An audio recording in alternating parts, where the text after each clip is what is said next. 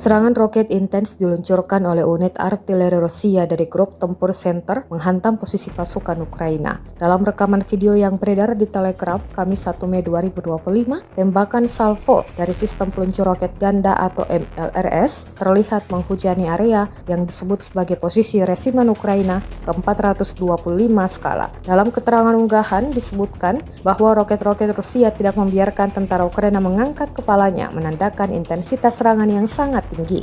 Serangan ini merupakan bagian dari operasi intensif lanjutan Rusia di wilayah timur Ukraina.